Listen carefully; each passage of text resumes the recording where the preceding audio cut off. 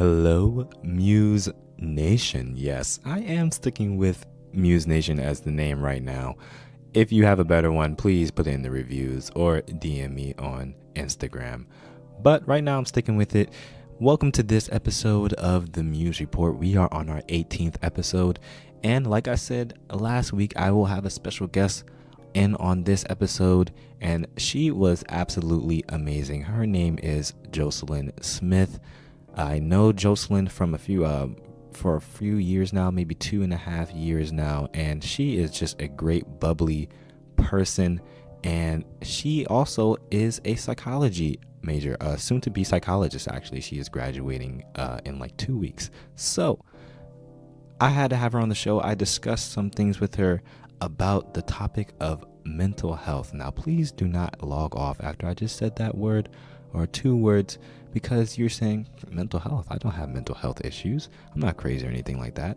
Well, it's not really about that in this episode. It's about things that we deal with on an everyday basis. Things like stress, things like going through grief, things like withdrawal symptoms from things that we all go through that are really mental health problems that we have to look at, just how we look at our physical problems or our spiritual problems.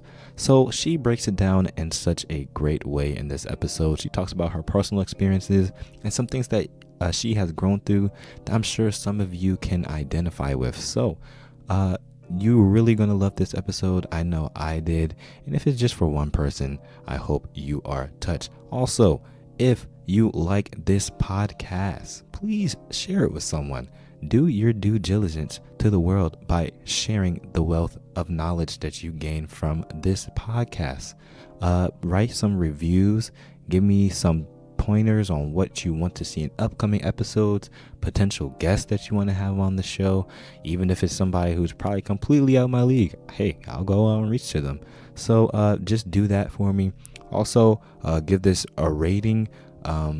When we get more ratings, we go up on the iTunes rankings. So just do that for me if you support what I'm doing.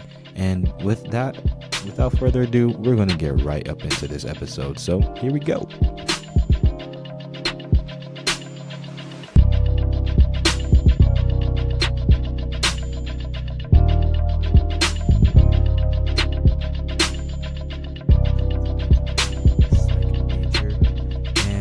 One thing that I saw recently was people were walking around campus with shirts that say mental health matters too, or something like that.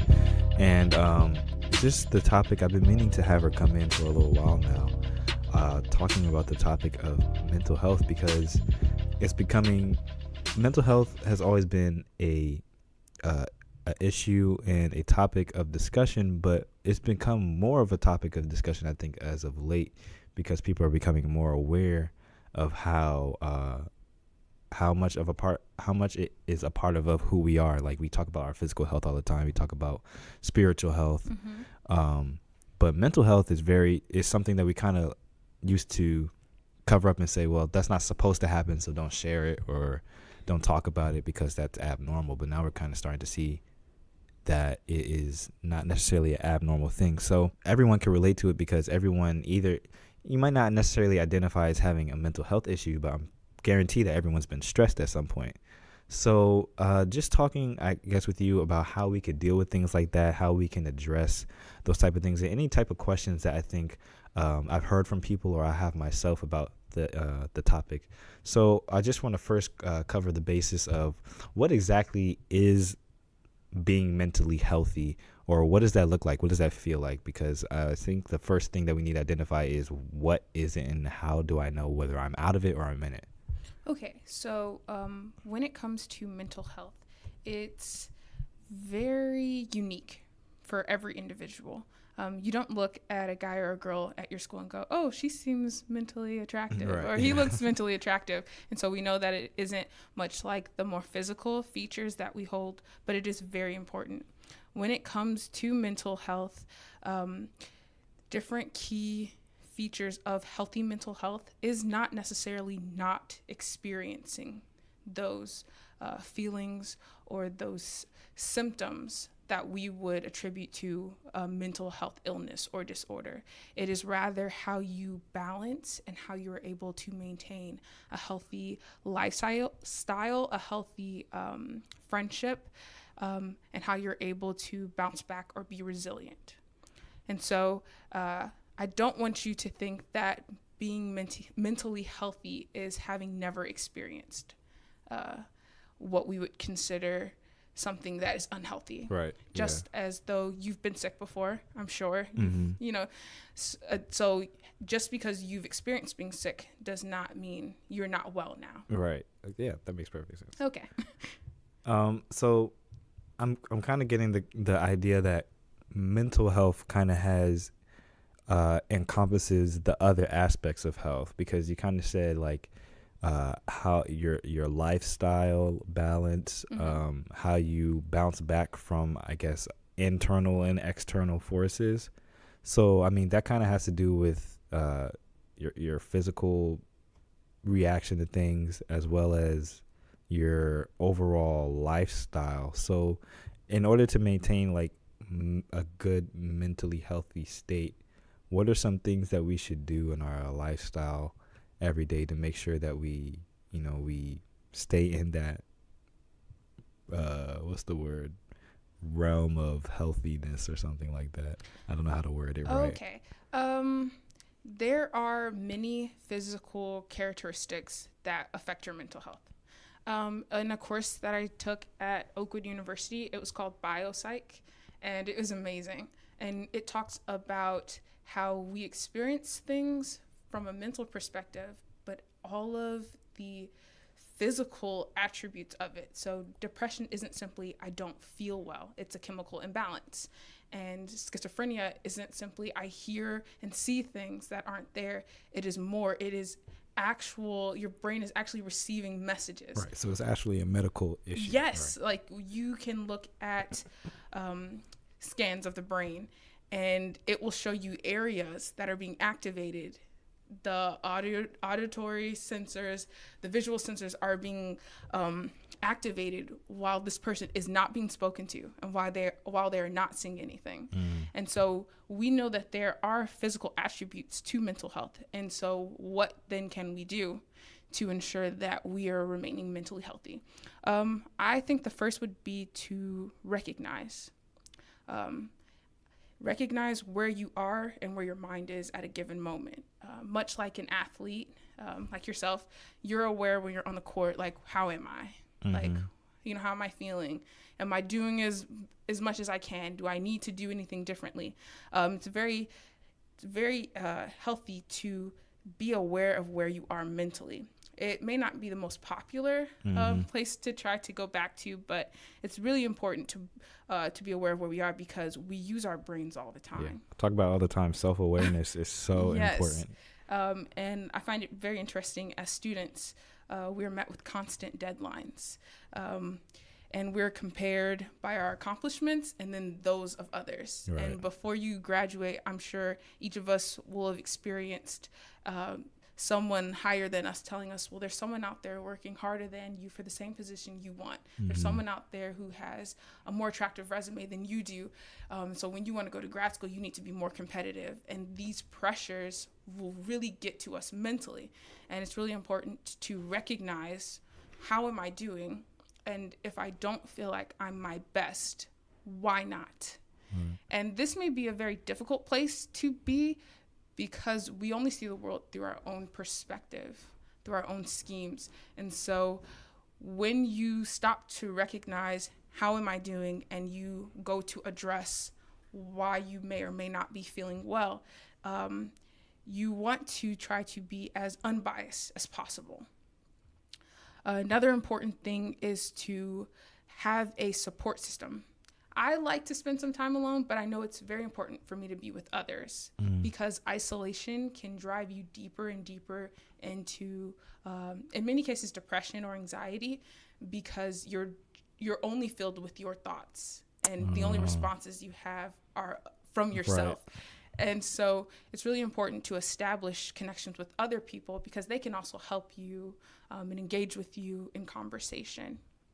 Okay, so if if you're struggling with something, or maybe you're not, maybe you're just overthinking a situation, how do you exactly know whether you need to seek help or whether you are just, it's something that, because I feel like we often believe this is something that I can handle on my own.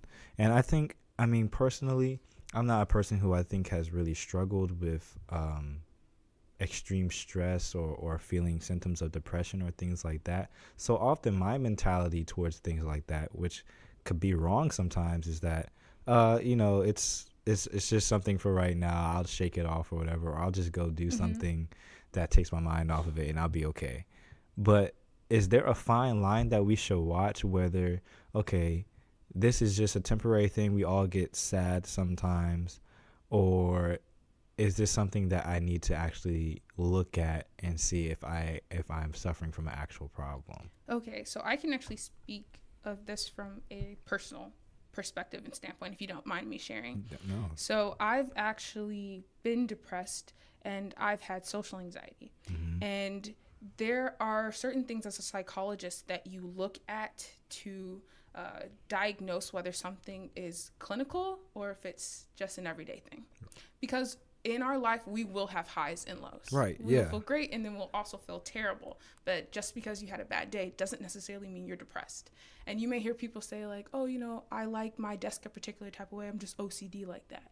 You don't have obsessive compulsive disorder. You don't actually have OCD. You don't have it. And much like if you were to sneeze, I wouldn't jump to conclusions and assume you had the flu. Right. It could just be allergies or something in the air. It could be a spice. It's not the most extreme case. However, there will always be signs. And as psychologists, we look at the DSM-5. And so the DSM is the Diagnostic Statistical Manual, and we're on the 5th edition. And what professionals do is they take the symptoms that you feel and they compare them to a scoring chart, and you go across, and when you meet a certain amount of criteria, that is when you are clinically diagnosed. Okay. However, because of the stigma of mental health, there are people who are clinically depressed and they don't know it. And they just think, I'm having a bad day for months. Right. And they can't get out of this funk. And they think it's something that they're doing, and it's not. They do need the help. And so for me personally, many of the symptoms would be when you get up in the morning. As a student, you may not always jump out to get dressed and go to class. Monday, ready to go to class right You don't want to, but when you're depressed, it's another level. Right. It's, I don't want to be awake right now. And not even I don't want to be awake. I don't want to be here in my skin. I don't want to be just breathing right now. I want to be done. And you're over everything and you have no energy for the things that you enjoy. I love weightlifting, and so I would wake up at 6 a.m. to go to the gym. I did not want to get up. And I knew something was going on because I was consistently going to the gym, and I would write in my journal. And then for about 2 straight weeks, I did not want to get up at all. And I was like, okay, maybe I'm just, I'm in a funk. I need to get back at it. But I didn't even want to touch any of my gym equipment in my room. I would just lay in bed, and I would wake up and just lay there. I didn't want to be around other people. I was happy in my isolation. And I thought that me enjoying being in my isolated state was good for me, but I was realizing I was pulling away from others. Right. With the social anxiety, it was a very irrational fear. I didn't want to be near people because being near people meant more than just, I'm going to be surrounded in a group. Right. It was, these people are watching me and I don't know what they're going to say to me. And often when you are experiencing something on a chronic level, it's extreme highs and lows. It's persistent feelings of depression. It is these thoughts that will not go away, no matter how hard you try. It's wanting to be pushed out in isolation, kind of cutting yourself off from your support, not doing the things that you know you love, and you are not yourself. And it's very, very scary to be in a place where you're not yourself and you think it's your fault when there are other levels to this. When you look at what is abnormality, there are 4Ds that psychologists follow. And so it's deviant, dysfunction, distress, and danger. And you look at these 4 to determine whether a behavior is abnormal. Often I could check myself. So I would look at if what I'm doing, is it deviant from the cultural or social norms that I usually do? Are my thoughts, are they very dysfunctional? Are they no longer where I know they should be? Is my distress, are my fears rational or irrational? And they were very irrational. Like, I can't go to the calf because there's people, and the people are going to surround me, and they're going to, just no one cares. Mm-hmm. But I was really fixated on, I really can't be near people, and the only way for me to be safe is if I'm alone. Right. And danger. Often you look at, am I a danger to myself? Are my thoughts becoming dangerous? You see a lot of students who have suicidal thoughts because of their clinical depression that they do not know that they have. And they're not sure why they feel this way. They're not sure why these thoughts are persistent. But there's a fine line between I had a bad day and I'm depressed. And for some, they may not know until they're on the ladder. Right. So I guess I'm going to ask you a twofold question. Is it safe to self-diagnose? And after you have found out something about yourself, where do you go after that? Because it's often a very sensitive topic, and you don't really want to go to just anyone, or you don't really want to share it at all because that's something personal. People might look at you weird. They might try to treat you differently afterwards. They might look at you differently afterwards. So it's very important to know exactly what to do after you've figured out that something needs to be done. So just those 2 questions in one, I guess. Okay. So speaking for myself, like I mentioned earlier with depression and social anxiety, those are actually things that I concluded on my own, looking at the DSM-5 and pulling out the chapters and sections that spoke on those issues. And I went and found the symptoms that I was experiencing over this amount of time. And that's what I concluded. Now, because I did this on my own, I did not seek professional help. I thought that I would be able to heal myself. Mm-hmm. And, here I am, my senior year, and I know that to be wrong. Mental health is one of those issues that people often are more inclined to figure out themselves. If you sprain your ankle, you're more inclined to speak to a professional because you want to know, okay, I know this is the problem, but how can I heal smoothly, quickly? And I want to get back to my normal self, but it's usually not the same when it comes to having to speak to a mental professional. And really because of our day and age, we can Google anything we want. Right. And so you can go now and just type in symptoms of depression and they'll give you everything. And then they'll tell you, these are the treatment methods and this is the time it usually takes to overcome it. And so it almost gives you this idea that, okay, I think I can do those things on my own. And for me personally, I thought that, okay, if I just pray, if I read my Bible, if I really pour into the Lord, like maybe I'll be able to get over these things. And honestly, I felt great after I did those things, but I know now that I never healed those wounds. Right. And so speaking from experience and speaking from a person who has then sought professional help, just to understand, like, if it's really to the point now, like if anything traumatic happens to me, whether someone else may consider it minute, I will go and speak to one of my professors and just, talk to them about it because I want to express, I want to get that out. That is something I would have not done my freshman year, but I know now that I need it. Otherwise, I won't heal properly, at least for me. I know that to be true. And so I would personally encourage that if you notice these chronic symptoms, if you feel these things to be true, even if you go and you Google the symptoms and it says that you have chronic anxiety or chronic depression, speak to a professional because you may not know the next step to take for yourself. And often naming it helps, but it also becomes overwhelming because now it wasn't simply I had a bad week or a bad year. It's I have depression. Right. What do I do about that? And you may blame yourself, like, I just wasn't strong enough mentally. And that was something I did. I was like, oh, I'm weak. That's why I have these issues. I'm not trying hard enough to be happy. And society tells you that sometimes too. Absolutely. Yeah. It's such a poor stigma around mental health. Even now, if you turn on the television, whenever they speak about mental health, it's always after someone has done something horrific. Right. Yeah. It's always after like a mass shooting. We need to talk about mental health. But there are people Every day. Yeah. Your peers, even your professors, like they're struggling with these things. It's not the extremists, it's everyday people. Right.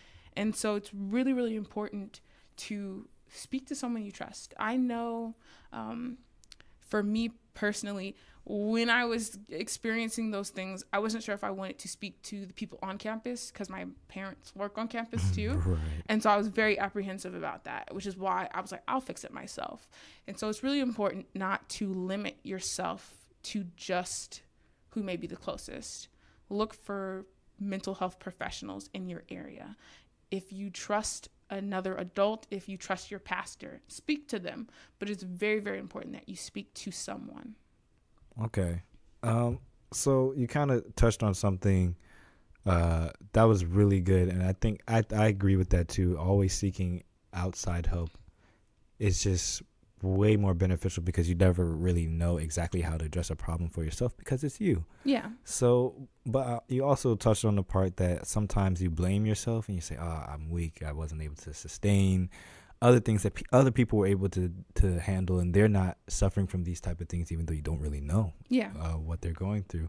But I've always wondered this myself: is a mental health issue something that you just are born with, or something that was there with you all along, and it's just now manifesting itself, or is it something induced by your environment? Did something cause this thing? Was it stress at work? Was it stress at school? Was it some type of childhood experience that gave me this, or things like that? Because I think once you address a problem, you kind of think of, well, how did this happen? Yes. So I don't really know. So yeah. No, that is something that's really at the forefront of psychology even today. Understanding that, okay, I have this, but where did it come from? Where did it stem from? And could I have stopped it? Is it something that I did? Is it something I was just born with? And there are many studies done. There's actually a statement made by one of the doctors of the National Institute of Mental Health. And I felt like it was a really prevalent quote for this actual question. He said, "It is not a question of genes versus environment. It is a question of how genes interact with whatever the environment factors might be." And that it is probably true of all the disorders that we call mental illness. And so there is a genetic link to many mental illnesses. For example, schizophrenia. That is one that they've said this particularly runs in the family. You can also say that for depression. And if you ever speak to like a mental professional, they may ask you, does anyone else in your family have these type of mental illnesses?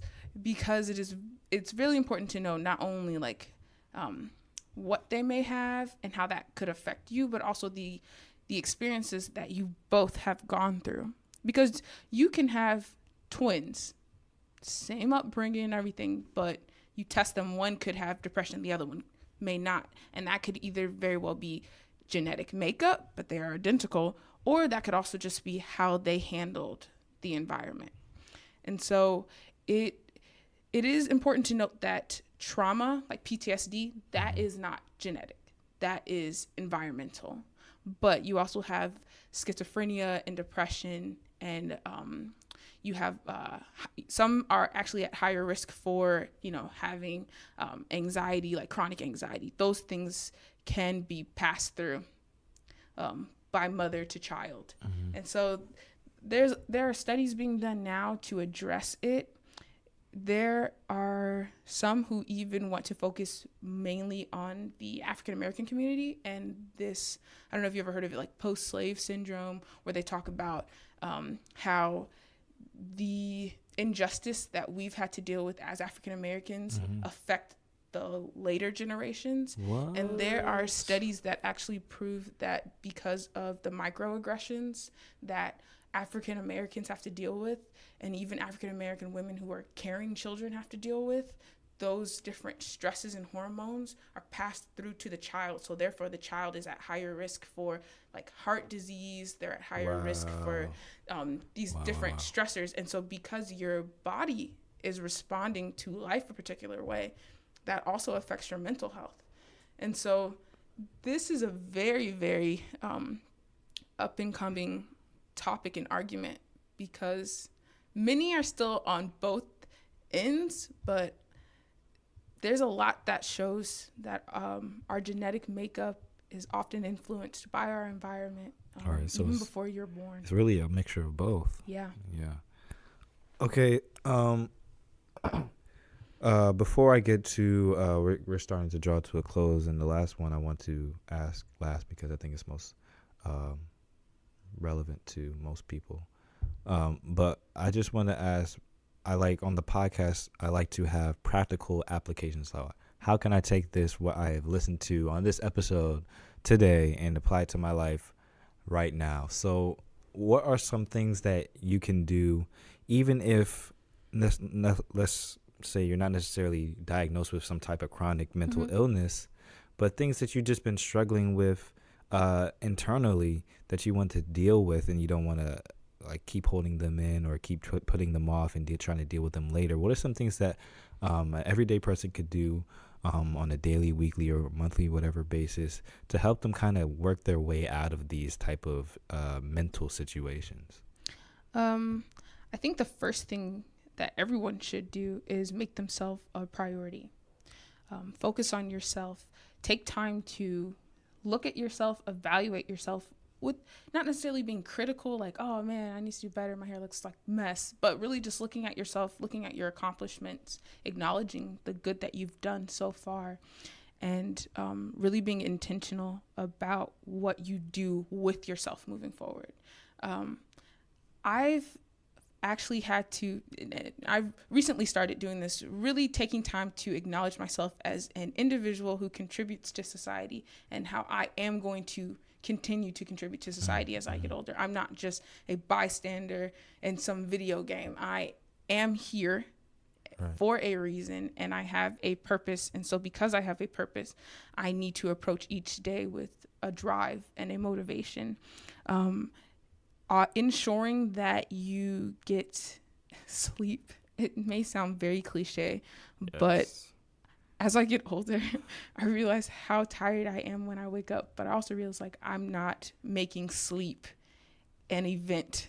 I kind of just lay in bed and I'm still on my phone. I don't treat sleep like a sacred thing. Cherish sleep. Yes, the sleep, eating, exercise, these are the times where you're actually cherishing yourself.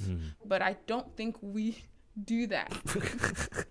Yeah, that was my stomach. I'm hungry, man. I don't think we take enough time to do that. We hop in bed and we're like, whatever, I'm going to get up in the morning. But that's really time to like love yourself, take care of yourself, you know, turn off your lights, put your electronics away, wash your face, brush your teeth, lay down, really be intentional about what you do with yourself. Talking to others. That's another important thing. I know I mentioned that earlier, talking to a professional, but even just finding a healthy outlet, whether that be music, whether that be singing or listening to music, whether that be writing, doing poetry, cooking, walking, running, whatever your niche is, do what you know that you enjoy. Because it goes and reestablishes you doing things for yourself. Another thing is to say no. I am a yes woman. I will do things I know I don't want to do because I know that's the response you want from me. Right, yeah. And so when I do that, I take away my own freedom from myself in other situations. Like right now, I'm looking forward to the summer so I can sleep. But why haven't I been taking care of myself now? Right. Yeah. I'm looking forward to the summer so I can do things that I want to do. But why don't I take every day to invest in myself? That's so true. And so I think it's really important to say no. And that is something that I'm actively trying to do moving forward, saying, And you have to practice it too. Say no. This may not be the most popular response, but I would also say avoid fillers that you use to replace whatever emptiness you have. One thing in biopsych that we spoke on was substances and how that affects your brain, and how there are excitatory drugs and inhibitory drugs, and how those things mimic the neurotransmitters in your brain. And so when you use substances, like say you're just feeling sad, so you use whatever drug. When you use these substances, it's mimicking what you naturally produce, but when you abuse these substances, your brain stops producing these natural things. And so when you get off of whatever drug, or when you stop doing this particular behavior, your brain is now empty because it thought that this whole time you were filling it with other things. It thought that, okay, you don't need as much anymore. So it wasn't producing. And so when you get out of that, you're usually like in a slump, and you're usually worse off than you began. And so I would really encourage, not even just from a spiritual standpoint of, we should treat our bodies like a temple, just from a mental standpoint, take care of yourself and try to stay away from those things, because your brain is balancing everything that you put it through. I feel like that could be really anything. I don't even want to limit it to like let's say drugs or food. It does the same thing with food, sex, social media. Yes. Oh my goodness. I feel like that's one that's just like, it's so normalized in society, but people really seek emotional comfort and fillers. The likes that you get, that actually does something for your brain. It gives you like a shot of dopamine. You feel good the more likes you get. Right, yeah. And so when you don't get enough likes, you don't realize this is happening, but you're sad.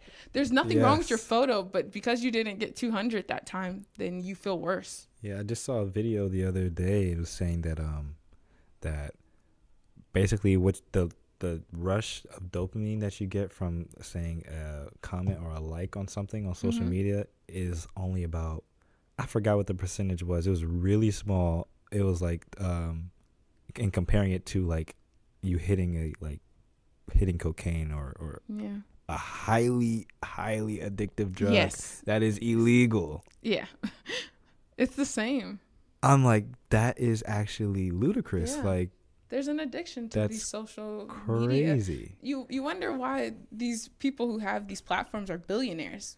People can't stay off of it. They need it every day. They need Snapchat. They want to see how many people saw their story. Right. They have to. How many likes did I get on Instagram? I think I'm going to do another episode actually speaking on social media and its effects, and I don't know how you just deal with it in the everyday life, because I'm on social media every day. Like I post like 2-3 times a day, but that's kind of for a different reason. But but before our time runs out and before my battery dies, I just want to do one more thing, addressing stress, because I know that's something that we all deal with every day. There's good stress, there's bad stress, but there's always stress. Every day you wake up and you realize you can't find your other sock. There's some level of stress. We don't think of that as stress, but that's stress. You're trying to find your sock. Yeah. Which always seems to disappear. It's always one of them. I don't know why. But going off topic. So like, whether it's your stress at work with a boss, a supervisor, stress with your children, it's finals week coming up here. Oh yeah. So stress with that. I see lots of people like on Twitter. I'm stressed, including myself. Like I'm tired and stressed. I have to study for a final for tomorrow. But what are some things that you can do to alleviate that stress, at least temporarily, so that you can refocus yourself, regroup, and go towards something at a very level-headed or healthy mindset? Mm-hmm. I think the first thing would be to create realistic expectations for yourself. Usually when you're experiencing stress, you may behave irrationally. And I mean, in the case of like, yeah, I can't find my sock this morning. And now I'm freaking out. I'm pulling everything out the drawers just to find one sock. When I could have just taken a moment to step back and think, when I took my socks off, where did I put them? Oh, they're right there. Right. You know, I think we move too fast when we're stressed. We try to do everything, and therefore we accomplish nothing. I'm really great at accomplishing nothing by trying to do everything. I'll work on a paper, try to study music, and, you know, listen to a podcast all at the same time. I'm getting nothing done. And here I am thinking that if I can do everything at once, I'm going to be very proactive. And so being realistic with our expectations, if you know you have a paper due and it's 12 pages and you have 5 days left, you can either do what we usually do, I'll wait until the night before to complete the assignment, or you can section out pages for every day that you have left. And then on the night before, you can do some editing. Right. This is not the popular option. And it puts too much responsibility on you over a longer period of time. But this is probably one of the best things you can do, setting realistic expectations, but also holding yourself accountable. You may have to delete social media for like 5 days just so that you can accomplish your goals. But you have to think about the bigger picture. Can we do that? It's difficult, but I've actually not had an Instagram for years at this point now, because I realized every morning I woke up just to do nothing but scroll. Just look, first thing you do in the morning. Yeah. Yeah, I had to do that with Snapchat the past summer. Yeah. And so it's possible. It's not fun. Because, you know, that first day of withdrawal, it hurts. You open up your phone to Unlock do nothing, it. and then you're like, oh, this is I'm like, wow, I'm actually experiencing withdrawal symptoms. That's crazy. Yeah. So taking time to set realistic expectations and goals, holding yourself accountable, being aware. When you are stressed out, you can become very overwhelmed about everything, even if it comes to you're writing a paper and now you're stressed because you have writer's block. Take a moment. Even if you have to step out of it, listen to some music that you like, watch a video that you like, you know, still have a deadline with yourself, but take care of yourself, because take a break. Yeah, because you're stressed already. You forcing yourself to do something right now you mentally cannot do is only going to make things worse. And what actually happens in your brain is you have cortisol, and when you're stressed, it goes through. So think of it like traffic. Nothing else can get through if it's backed up with this stress hormone. So you may need to take a moment, let your body process that I am stressed out. We're going to address it, and we can get back to completing the assignment. I mean, often you do get an adrenaline rush from being stressed. So, you know, you have distress and eustress, but some stress is good for you.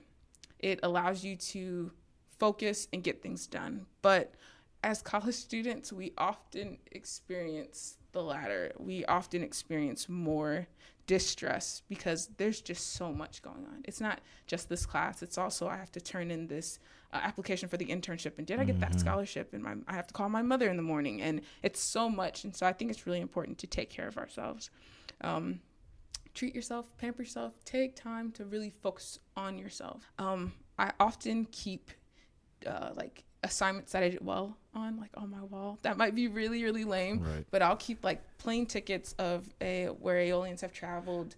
I'll keep photos of like family and friends. That's a really good idea. I keep it on my walls. Positive so that affirmation kind of, or reaffirmation. Because sometimes when I'm working on assignments, I just feel like, what am I doing? Like I hit a wall and I'm like, what am I doing with my life? And then I look up at this wall like, okay, I have purpose. Okay, I know what I'm doing. And so it's good to try to refocus. Take care of yourself, but refocus, and especially set realistic expectations when you're faced with stress. You were asking me, like, what can we do to create a healthy environment, a mentally healthy environment for others? And I thought that being open and understanding to the reality that mental health is not universal in nature for everyone is very key in that.